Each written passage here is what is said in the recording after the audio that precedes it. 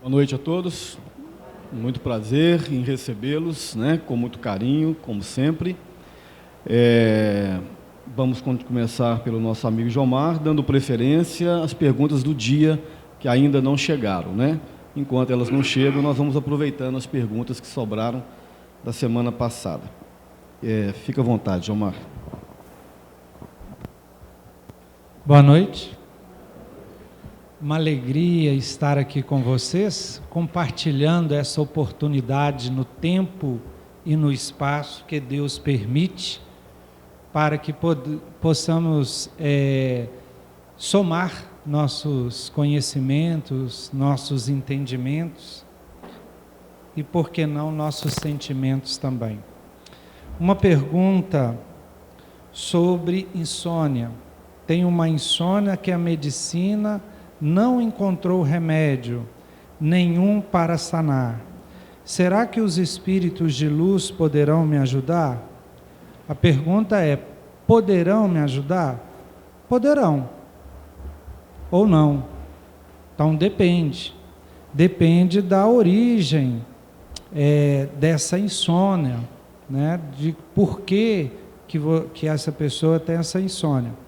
Agora, é muito difícil para a gente aqui responder uma pergunta específica, já que a gente não conhece a fundo o problema da pessoa que pergunta. Então, a gente não tem como responder especificamente. A orientação que a gente tem é a seguinte: primeiro, procure com a medicina terrena, com os médicos adequados, todas as soluções possíveis para o problema. Se eles não encontrarem a solução e realmente não resolver, como ele fala na questão, aí então você pode procurar um tratamento espiritual. Então aqui nessa casa tem um tratamento espiritual, onde vai se buscar as causas dessa insônia, e com certeza, se os espíritos puderem te ajudar, eles vão ajudar. Vão fazer um tratamento para ver se auxilia nessa insônia. Então está o Sérgio ali, toda a equipe dele, se a pessoa estiver presente, né, porque essa pergunta não foi uma pergunta de hoje, é só procurar a equipe aí para ver se os espíritos podem ajudar a diminuir esse problema aí, tá bom?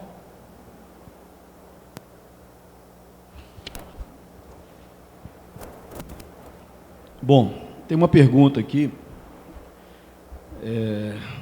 bastante interessante, aliás, como todas, né?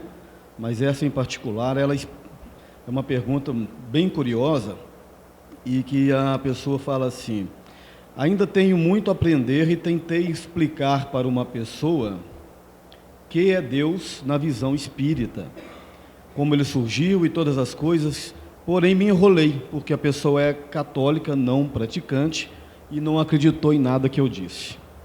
Continuou me questionando sobre tudo. Foi muito tenso. Mas, enfim, quem é o Deus do Espiritismo? Excelente pergunta. Então, vamos tentar sintetizar isso aqui. O conceito de Deus, ele ainda é muito difícil realmente, né? Ele está diretamente atrelado à nossa condição evolutiva. O homem do passado, ele entendia a Deus de uma forma muito limitada, muito precária. Tem um antropólogo bastante conhecido, do século passado ou retrasado, não sei ao certo, que chamava-se John Murphy, que não é aquele Murphy do pão com manteiga, né? Não é aquele da lei do Murphy, não, é outro. E esse antropólogo, fazendo arte aí, né, Sr. João? Esse antropólogo, ele tem uma teoria chamada do método cultural, onde ele analisa os processos de desenvolvimento antropológico do homem em 4 fases mais preponderantes, que seria o horizonte tribal, o horizonte agrário, o horizonte espiritual e o horizonte civilizado. Então, na sua concepção, todas as comunidades, todas as coletividades, elas passaram naturalmente por esse processo de desenvolvimento por esses horizontes. Alguns, ainda neste momento, encontram lá no horizonte tribal ou no horizonte agrário, algumas civilizações que estão agora no momento entre nós. Pois bem, Então, nesses horizontes primários, né, no horizonte agrário, no horizonte tribal, o homem tentava entender a Deus de uma forma intuitiva, porque o germe divino, digamos assim, ele é inato no homem, porque o homem é criatura. Então, o germe do Criador, a porção do Criador está em nós, que é sua criatura.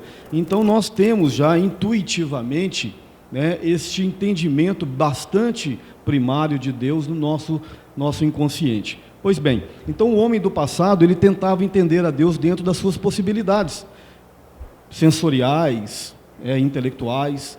Então o Murphy trabalha esses horizontes e ele vem dizer que no passado o homem tentava entender e encontrar a Deus, por exemplo, nas pedras, o que ele chamou de litolatria.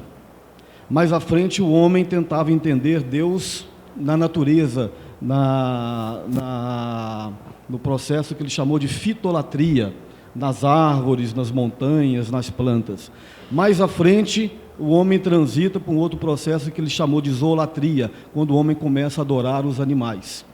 E mais à frente, a chamada mitolatria ou mitologia, quando o homem começa a adorar os próprios homens desencarnados. Aí surgem os chamados deuses, que eram os próprios homens, né, alguns mais desenvolvidos, que desencarnavam e eles começavam a cultuar estes seres como divindades. Então, na verdade, eram exercícios embrionários de desenvolvimento do homem para começar a entender a Deus. Então, à medida que o tempo vai passando, o homem começa a abrir o seu campo sensorial, né, e começa a entender e buscar a Deus.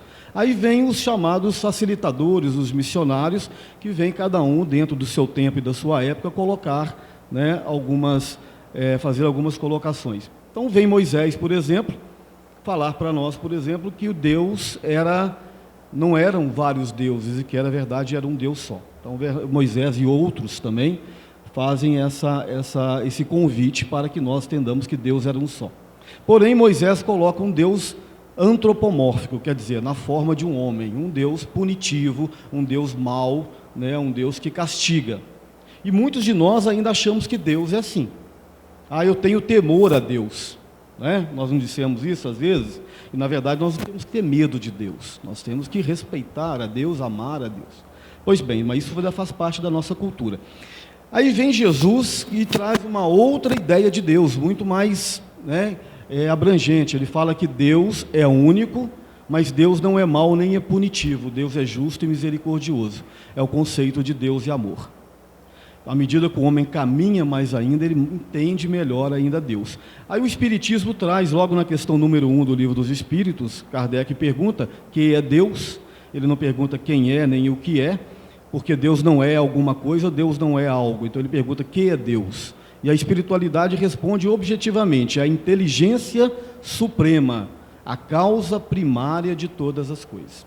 Então olha que interessante, o Espiritismo vem trazer para Deus, para a gente, não mais um Deus terreno, um Deus dos exércitos, um Deus da minha igreja, mas um Deus cósmico, um Deus universal, a inteligência suprema do universo, a causa primária de todas as coisas. É lógico que isso ainda é muito abstrato, isso ainda é muito fugidio, muito difícil de nós entendermos. Mas nós já começamos a inaugurar uma nova fase de entendimento de Deus, um Deus muito mais abrangente, um Deus cósmico, né, que rege todo o universo através das suas leis, e essas leis são aplicadas dentro desse universo através dos seus prepostos. Aquilo que o André Luiz chama no livro Evolução em Dois Mundos, no capítulo 1, dos devas da humanidade, né, os grandes anjos e os arcanjos das teologias, das religiões tradicionais, ou os devas da teologia hindu. São as potências do universo. Ele chama de co-criadores em plano maior. São aquelas potências do universo que estão em comunhão indescritível, segundo essa expressão, atreladas a Deus. Nós estamos numa escala bem lá embaixo. Nós somos co-criadores em plano menor. Então hoje nós estamos criando filhos, criando caso, criando confusão, criando galinha, por aí vai, né, Sr. João? Então nós estamos exercitando. Então o Deus do Espiritismo é um Deus universal, é um Deus cósmico. Mas ainda estamos muito longe de entendê-lo. Aí na questão número 10 do Livro dos Espíritos, o Kardec pergunta: nos é permitido adentrar na essência divina? E a espiritualidade diz que não. Não é. Mas não é porque é proibido, é porque nós ainda não temos um quê de espiritualidade e um quê de intelectualidade para entendermos a essência de Deus.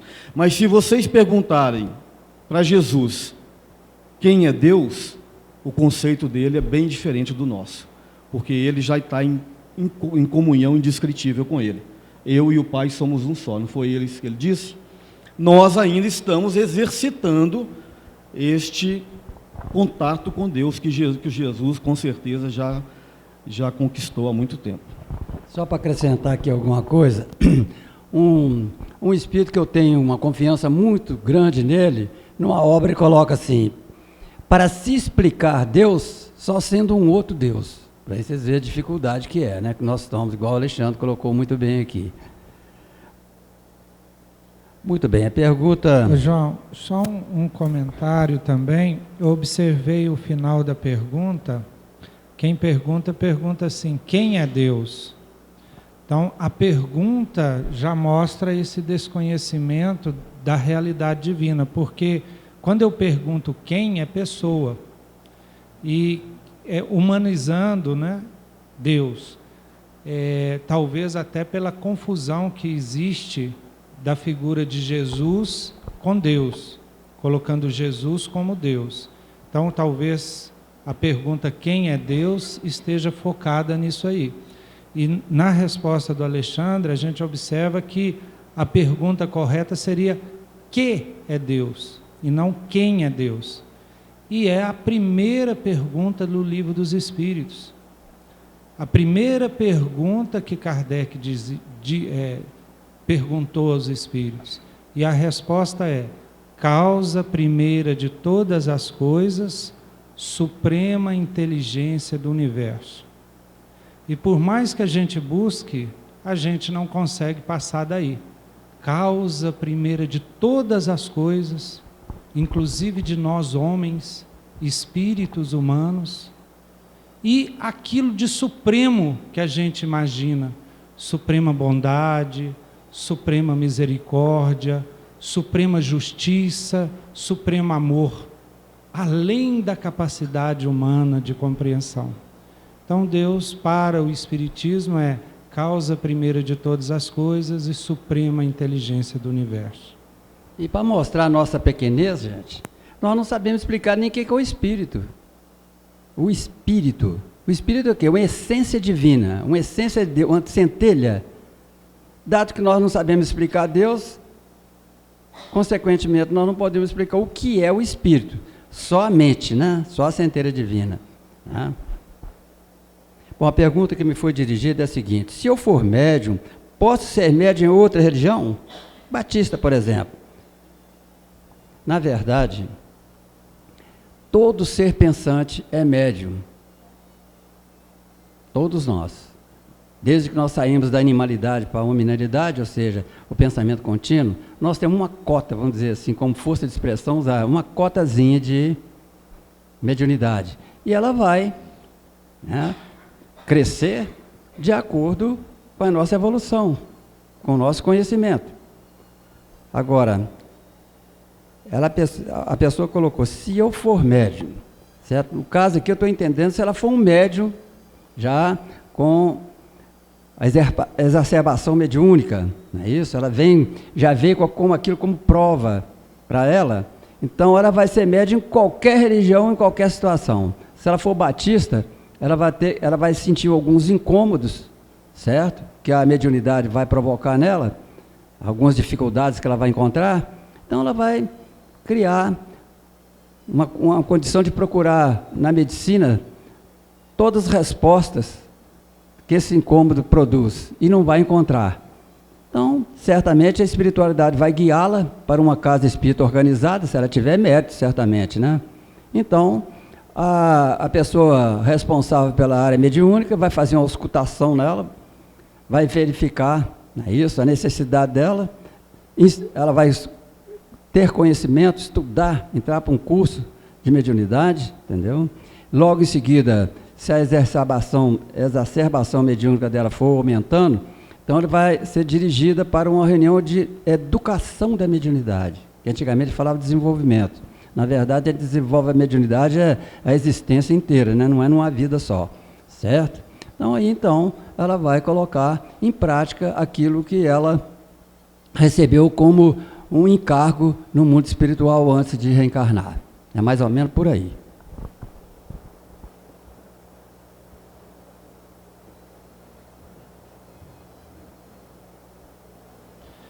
Qual a visão espírita da doação de órgãos? Essa já é de hoje, é de alguém aqui. E o espiritismo é totalmente a favor da doação de órgãos. Seria, vamos dizer, uma última caridade que nós podemos fazer, já que esse corpo me serviu durante tanto tempo, né, e permitiu a evolução do meu espírito, que é eterno, e esse corpo, depois de ser utilizado e ser esse instrumento que permite a minha evolução, se algum órgão dele, né, que ainda estiver prestando, né, Alexandre? Por isso tem que cuidar bem para os órgãos ficarem de bom uso até o final da vida, e puder ser útil a alguém, ficarei muito feliz. É uma caridade que posso realizar, se minhas córneas ajudar alguém a enxergar, se meu coração puder ajudar alguém a ter uma vida melhor. Então é uma caridade, porque aquele corpo, quando a gente deixa ele, a gente agradece ele pela vida, né? pela oportunidade de evoluir, de ser pai, de ser mãe, de constituir uma família, de poder trabalhar no mundo material, de estar aqui hoje com esses amigos, compartilhando.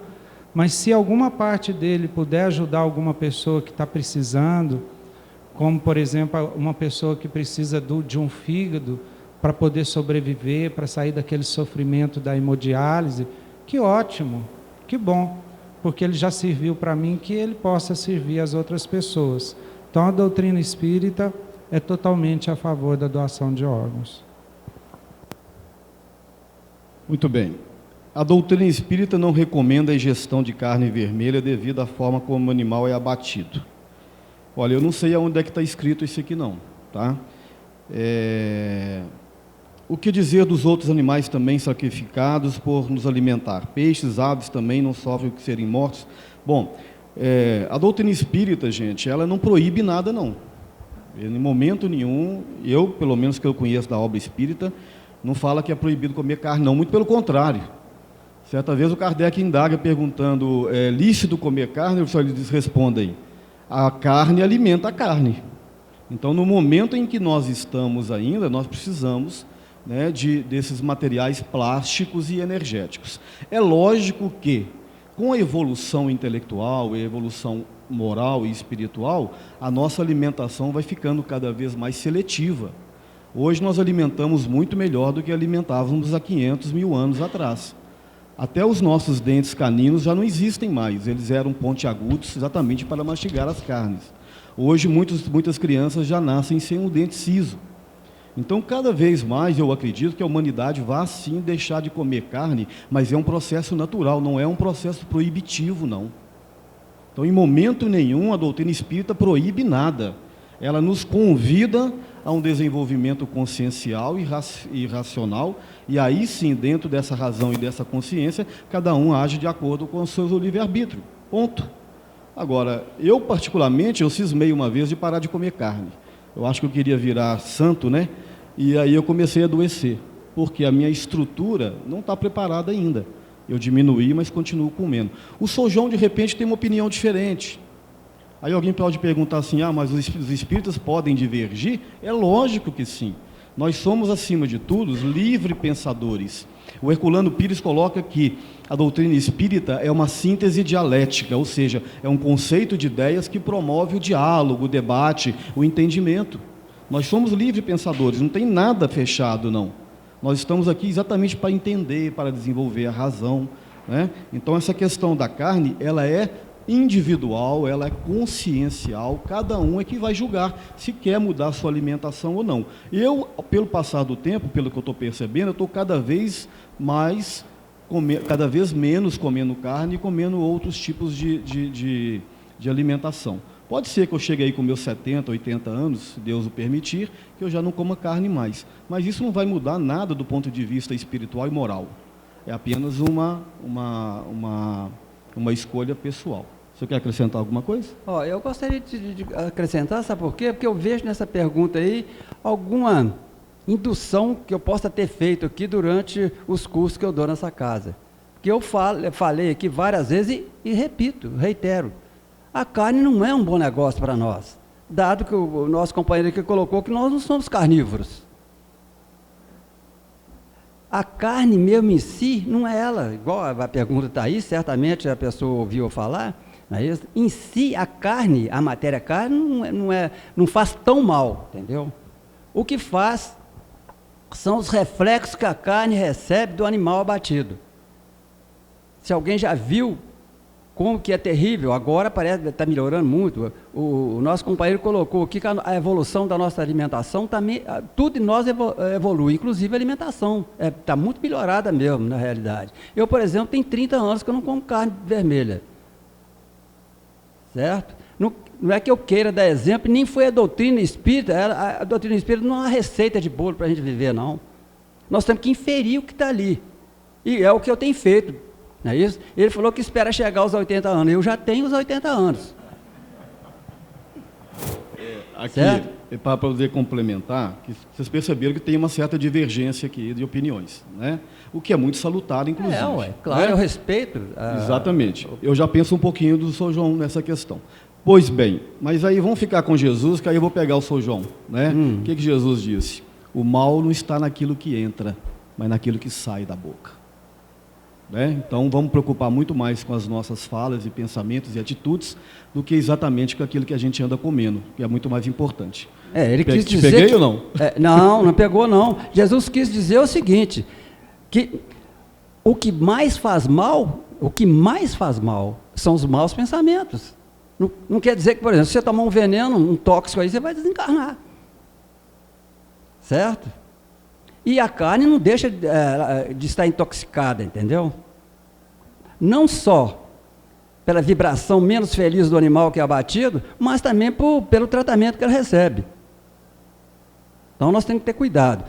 Eu não estou pregando aqui para ninguém deixar a pessoa não comer carne de jeito nenhum. Eu sou muito aristotélico. O Aristóteles falava, o muito faz mal. E o menos também, o pouco faz mal também. Então ele pregou o quê? O equilíbrio, a pessoa ser equilibrada. Não é isso? Quando Jesus colocou isso, ele colocou certíssimo, é isso mesmo, eu aceito. Só que não é só, ele não referiu somente à comida, né? Ele fez um paralelo. Que o pensamento faz muito, muito mais mal do que a própria comida, né? Não sei se eu fui feliz aqui com a interpretação. Vamos fazer o seguinte, come um danoninho que vale para um bifinho, aí resolveu o problema. Né? Sou eu que vou responder? Não. Só um comentário também. Porque na questão ele parece perguntar a diferença da carne de peixe e de frango, né? Que se teria alguma diferença. Os animais têm ordens superiores e inferiores. Aí eu queria falar da evolução, né? Hoje carne humana ninguém aqui come. Não, carne humana já todo mundo tirou do cardápio, né? Então, se a gente for observar na parte física, os nossos parentes mais próximos são chamados mamíferos superiores. Então, a vaca é um mamífero superior, o porco, o cavalo, né? Se a gente cortar ali, é igual a nossa carne, igual ao nosso sangue. Já os galináceos aí, eles estão mais para trás na evolução. A carne já é branca, é um pouco para trás. E o peixe mais ainda. Então, vamos dizer assim, evolutivamente, quando a gente come a carne vermelha, a gente está sendo canibal dos nossos irmãos inferiores, os mais aqui da nossa linha evolutiva. Eu não fui tão drástico assim não, né? O nosso companheiro está sendo mais drástico do que Mas eu quero me assumir carnívoro também, eu também como carne, não consegui largar ainda, tá? Mas por isso que é preferível comer o peixe, né, o frango, e deixar primeiro talvez aí a carne vermelha, porque são nossos irmãos mais próximos.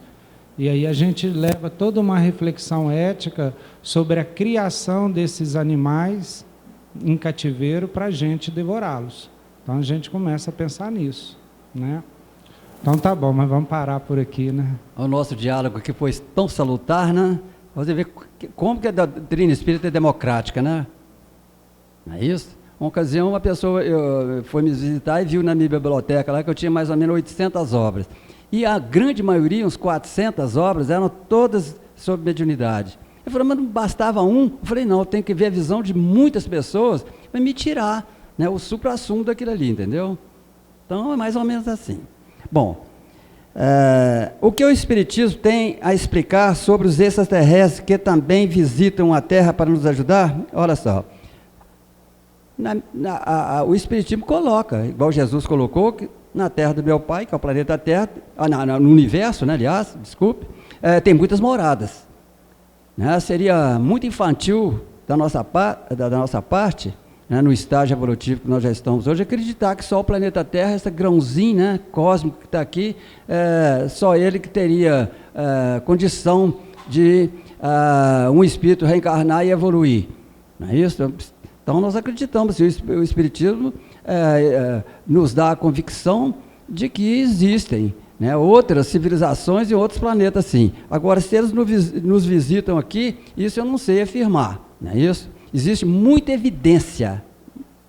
Agora, prova concreta ainda não sei se tem, certo? Então, não é, eu nunca me ocupei com isso não, mas pode sim, entendeu? Vou colocar no condicional. Nós recebemos, eventualmente, visita de irmãos nossos de outras civilizações planetárias.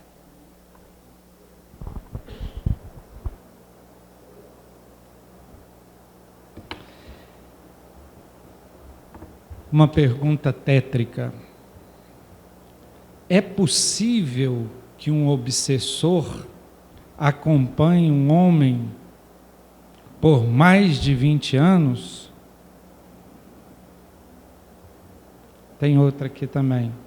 Existem obsessores infantis em crianças? Então vamos uma por uma. Bom, é possível sim. A obsessão, ela se caracteriza exatamente pela persistência. E você tem vários casos na literatura espírita de obsessões que duram anos e anos a fio. E não é só assim a gente pensa assim, a pessoa fez alguma coisa, por isso que ela é obsediada. Não. É todos. Eu estou me lembrando aqui de um caso do próprio Divaldo Pereira Franco, que teve um obsessor durante vários e vários anos. Ele conta isso em algum dos livros deles. Eu só não me recordo qual, igual o Alexandre, que cita a fonte direitinho, eu não me lembro. Mas ele cita que esse obsessor só abandonou ele, era um velho amigo dele, padre, que juntos foram irmãos e trabalharam juntos durante várias vidas, e ele considerava o Divaldo um traidor, porque tinha largado aquela proposta e abraçado o espiritismo. E esse obsessor só perdoou. Um dia esse obsessor levou o Edivaldo a quase o suicídio, a quase pular lá daquele, como é que chama? Isso, elevador Lacerda. E quando o Divaldo estava lá com a mansão de caminho, com aquele tanto de criança, ele adotou um monte de criança, e apareceu mais uma criança que foi jogada no lixo. E foi apresentada para o Divaldo aquela menina, e ele falou, mas como é que eu faço? Eu não tenho condição financeira de aceitar mais um menino e tal. Mas aí ele impressa e pediu e tomou a decisão, vou adotar, vai ser mais uma filha minha. E no momento que ele falou isso, esse obsessor apareceu para ele e falou, a partir de agora eu não sou mais seu obsessor, eu não vou te obsediar mais, porque você acabou de adotar minha mãe. Então, uma história boníssima, linda, que mostra esses processos. Outros casos também estudados, que desses casos de simbiose espiritual, é no livro Condomínio Espiritual, do já saudoso Hermínio Correia de Miranda. Obrigado, Sr. João Álvaro. Que vai mostrar esses processos assim que duram até a vida toda. Quanto às crianças, as crianças são mais protegidas. E não podemos entender só assim, protegidas por espíritos que as protegem, não. Porque todos nós temos as nossas proteções, e as crianças também, e mais ainda. Mas é protegida pela própria lei natural. No processo de esquecimento do passado, ela também esquece, nessa fase infantil, os processos de culpa, os processos de lembranças que atraem esses obsessores. Então, na fase infantil, essas crianças ficam geralmente escondidas de seus obsessores. Então, é muito mais raro a obsessão em crianças. Só que existem casos narrando, casos assim, cujas evidências são muito fortes e que levam a gente a acreditar que realmente alguns espíritos conseguem achar os seus inimigos mesmo na fase infantil. Então, eu me lembro aqui de casos da Ivone Pereira no livro Recordações de Mediunidade. Eu me lembro de um caso aqui em Divinópolis, que já aconteceu também. Então, apesar de serem mais raros, existem fortes evidências que também a obsessão pode acontecer em casos de crianças, apesar de serem mais raros. Casos de obsessão tão profunda, tão enraizada, que encarna junto. São casos dos tipófagos, por exemplo. Há um entrelaçamento perispirídico, né, Sr. João? Tão intenso que a espiritualidade não consegue fazer a secção no mundo espiritual. Então, por isso, reencarna junto, reencarna daquela maneira, justamente como uma forma de reparar, né, esses possíveis débitos. Só para complementar, no caso dos tipófagos, olha só, até naquilo que te enxerga como mal, entende como mal, existe um propósito para o bem. Quando vem, nesse caso aí, que as pessoas nascem ligadas aí, são dois inimigos que estão ali, estão obrigados a conviver juntos, para dirimir, para um entender o outro, e aí então vai separar. Quando um entender o outro, eles se separam. João Mar está pedindo para me citar a fonte, eu falei, eu estou querendo demais também, né? Tem muita coisa que são por deduções, né? Em dedução a gente cria uma massa crítica, né? Faço tratamentos com psiquiatra, tomo vários remédios, muitas pessoas falam que minha doença é espiritual, né? Tenho transtorno bipolar e faço as coisas que depois não me lembro, já tentei suicídio várias vezes.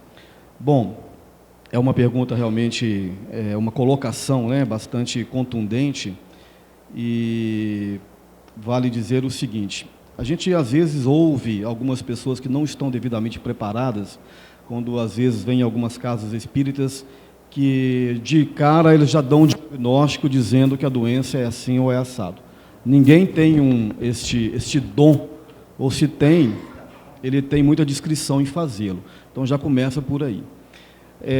Essa questão das doenças psiquiátricas, né, mentais, elas são muito complexas, realmente muito complexas. A bipolaridade, por exemplo, não é, né, hoje a gente fala muito nesse conceito bipolar, isso é muito antigo. A gente pode ver isso, passagens bíblicas, inclusive tem uma passagem que chegaram para Jesus e disseram assim: Senhor, a passagem do filho lunático, meu filho és lunático, ora está no fogo, ora está na água. Olha a bipolaridade, ora está bem, ora está mal. Levei até os seus discípulos e eles não puderam curar. Aí Jesus disse: ó raça incrédula, até quando estarei convosco? Traga aqui este menino. Impondo-lhe as mãos, afastou os demônios. Então era sim um caso de obsessão espiritual. Jesus, com a sua autoridade moral e com a sua capacidade magnética, ele afastou aqueles demônios. Mas a origem da bipolaridade, ela tem raízes muito mais profundas, que eu, por exemplo, que sou leigo completo na área da psiquiatria, não vou ousar em dizer. Mas, segundo o Roberto Lúcio, que é um psiquiatra espírita, inclusive ele vai estar aqui no Concede, ele tem um livro sobre depressão, ele sugere que todos os casos de bipolaridade, assim como todos os casos de depressão, uma vez estando em depressão, a criatura baixa o seu campo psíquico, a sua sintonia, e ele se dá, né, ele se abre o seu canal mediúnico e se torna facilmente assaltado pelas entidades dementes. Então, segundo a opinião do Roberto Lúcio, todo caso dessa natureza existe um caso de depressão atrelado. Mas isso é um fator natural, isso está dentro das leis da natureza. Assim como a gente muda a frequência e eleva o nosso padrão vibratório através das nossas atitudes, da oração e dos bons pensamentos, naturalmente a gente também entra em sintonia com as entidades melhores, né? Então, pelo que eu estou entendendo, você está fazendo a coisa certa. Tratamento psiquiátrico, porque os médicos psiquiatras estudaram para isso, a medicina psiquiátrica existe para isso, para tratar a química do corpo, e a terapêutica espiritual existe para tratar o espírito. Então, este é o caminho: tratamento psiquiátrico, que é de competência dos médicos, e tratamento espiritual, que é competência das pessoas que estão dispostas a ajudar, inclusive a casa espírita. Então, eu aconselho, dentro da minha ignorância, a você fazer o tratamento espiritual ou numa casa espírita ou numa casa espiritual que você se identifica. Aqui, como nós conhecemos a temática da obsessão, né, inegavelmente conhecemos, né, e sem falsa presunção, isso nos facilita trabalhar a problemática de uma forma mais efetiva. Então você vai ter um acolhimento talvez, né, mais significativo. E, principalmente, o esforço para sair dessa posição mental. E aí entra a prática da caridade. Mas você querer passar a receita da caridade para quem está no buraco é muito simples, né? Porque quem está lá embaixo, e eu também já estive, só sai com uma ajuda. E a parábola do bom samaritano sintetiza muito bem isso. O bom samaritano foi aquele que acolheu, aquele que trouxe lá de baixo para cima. Este é o papel do cristão, este é o papel do espírita, auxiliar. Porque muitas vezes nós não conseguimos sair sozinhos.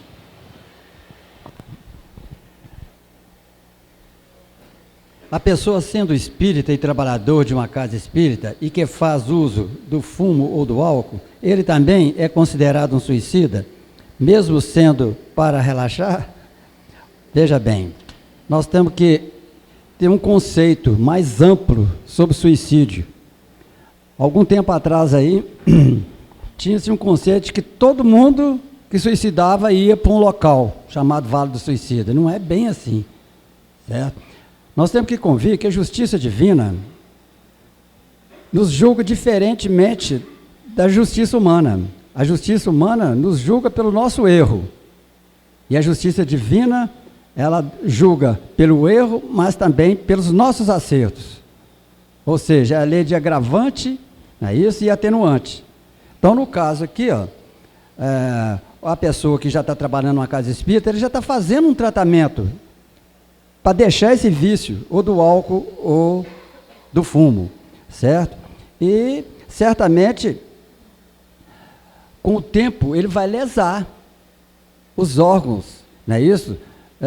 Por exemplo, que ele tiver o ponto mais fraco dele, né? O ponto hipnótico, cada um tem um ponto hipnótico, o ponto fraco, certo? No caso aqui da pessoa que fuma, ele vai ser um candidato, ou nessa ou em outra encarnação, em ter um enfisema pulmonar, por exemplo, um câncer, né?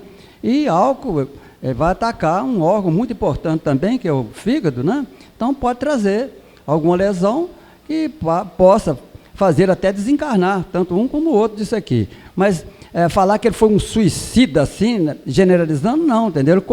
Ele colaborou, não é isso, para desencarnar antes da hora. Essa é a minha visão. Tem uma pergunta aqui muito interessante, que é uma pergunta que eu sempre me perguntei. Eu sempre queria saber a resposta dela e eu não fiquei quieto até conseguir realmente. Eu vejo que é a dúvida também dessa pessoa. Se existe reencarnação, como explicar o número de pessoas que existe hoje com um número bem menor que existia no passado? De onde esses espíritos vieram? Vocês entenderam a pergunta? Hoje nós somos quantos? 6 bilhões? 7 bilhões de pessoas? Mas no passado nunca teve tanto espírito assim, né? Era 1 bilhão, menos de 1 bilhão. E aí, da onde está surgindo esses espíritos tudo? Né? A pergunta é a seguinte: estão nascendo da onde? Né? Quem que está produzindo esse tanto de espírito aí? Então, é uma pergunta muito inteligente, a gente sempre procurou saber de onde que vinha isso. Então, a gente tem que pensar duas coisas para responder essa questão. Primeira coisa é o seguinte: nós temos que perceber qual que é o tempo de maturação dos espíritos no planeta Terra.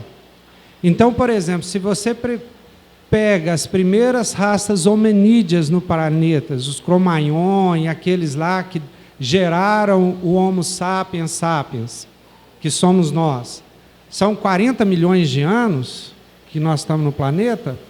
Então, vocês imaginam dentro de 40 milhões de anos o tanto de espíritos que estagiaram aqui para fazer a evolução no planeta, aqui.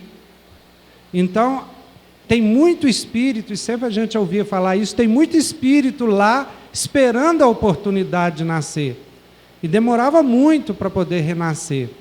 Agora não, a oportunidade de renascer está maior porque nós temos mais gente encarnada. Dizem os espíritos, e aí eu não vou saber citar a fonte também, que a população espiritual do planeta Terra é 20 bilhões de espíritos. Em torno de 20 bilhões. Então é muito espírito que tem aqui no planeta Terra. Ainda vai ter que achar muito lugarzinho para eles reencarnar tudo aqui.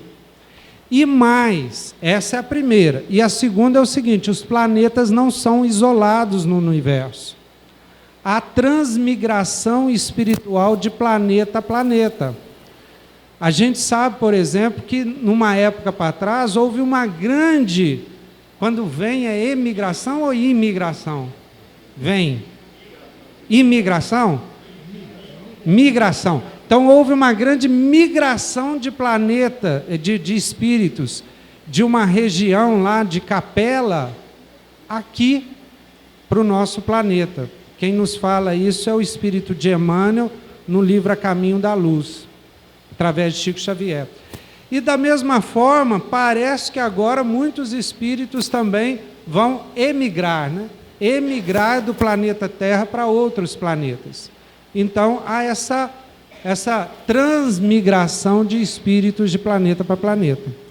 Mas então a resposta é isso: tem muito mais espíritos desencarnados esperando a oportunidade de vir para a Terra do que os 8 bilhões que nós temos agora, tá?